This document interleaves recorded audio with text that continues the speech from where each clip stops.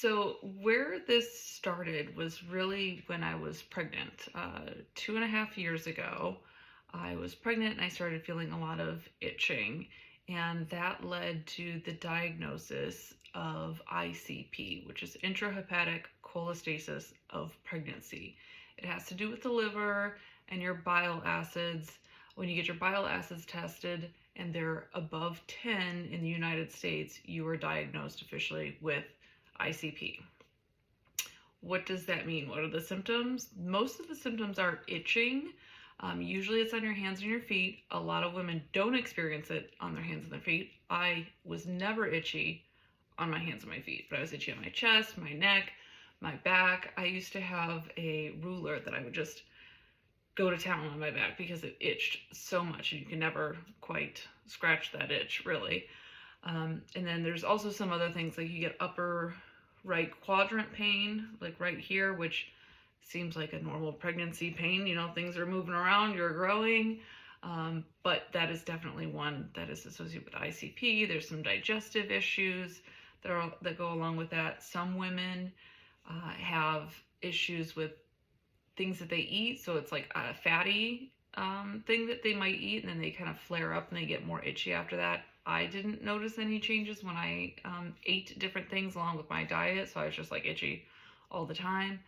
It gets worse at night, which is like terrible because you're exhausted from the day and you just want to sleep, and you know, you've got this big belly and you can't sleep anyway, and now you're itchy, and it's just like you can't really do a whole lot to relax at the end of the night. I found taking oatmeal baths helped me.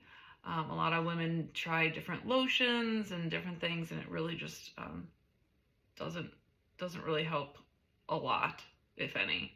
And then I also would wear gloves on my hands that were ice packs because my hands were so swollen and they itched so much.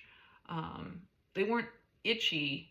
My palms didn't itch, but my hands were sore because they were so swollen. And I think it's part of the ICP. I don't know. That could just be a normal pregnancy thing too, because, you know, everything changes. But anyway, so I was diagnosed. My bile acid at the time was 15, which is relatively low. The diagnosis is 10, like I said, but on the scale of like what it could go into the hundreds. And the higher the number, the earlier you are supposed to deliver. And you should routinely get your bile acids checked. I was diagnosed at 27 weeks. With the number of 15, I could have made it to 38 plus 6 days for delivery. And that's kind of what my doctor and I were expecting to get to. What I know now is that you should get your bile acids checked more frequently, every week, every other week, to see if they change, because they can fluctuate. You can never be undiagnosed. If they go below 10, you still have it. You still should be delivered based off of your highest bile acid number. So between 10 and 40 is like a mild case, 40 and 100 is like a medium, and then 100 plus is severe. And a lot of women also find that towards the end of pregnancy, their bile acids like skyrocket, because you are started on a prescription that's called ursodiol. So I started that. It helped my itching for a couple of weeks. It felt really good. It was like within 2 days, I was like, felt so much relief. It was so nice. But then it came back at like 34, 35 weeks.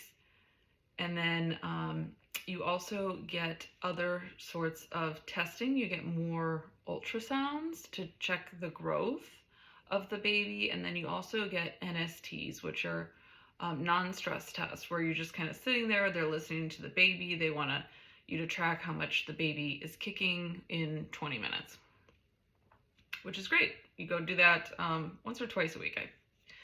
So many numbers to remember. So we did that. And on the 36 plus 2 day visit, I knew I was itching like so much. Week 35, 36, I started itching all over again. And I was really disappointed that the Urso wasn't, still working. So my doctor said, don't worry about it. You're already diagnosed. Like, we don't need to check bile acids again, but come in for your regular NST. So came in from a regular NST. And my baby's heart rate was low, in a range that is, you can't sustain it being that low for too long. Baby needs to come out. So at 36 and 2, I was sent to the hospital to deliver and be induced. And she said I was 1 centimeter, which was apparently a generous 1 centimeter. So we basically started at nothing. And in 36 hours, I delivered my son. So that was very exciting. Glad everything was healthy. He didn't have any NICU stay.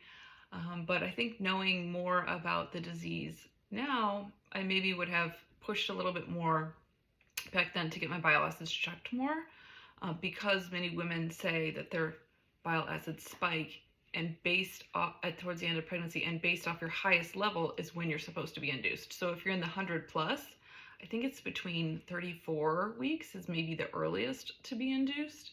Of course, if you have other complications that go along with that as well.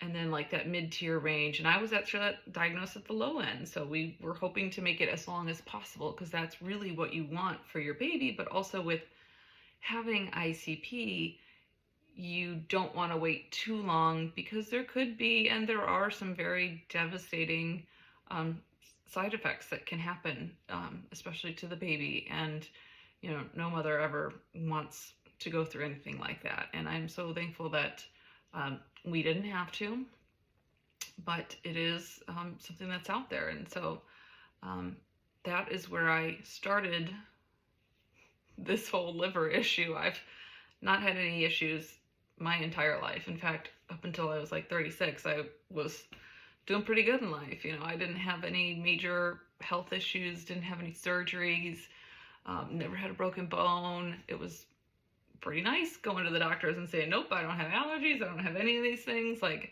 I'm super healthy. But 36, I woke up basically and my neck was hurting. And so now I've had a disc fusion, but that's a whole different story that's not related to my liver.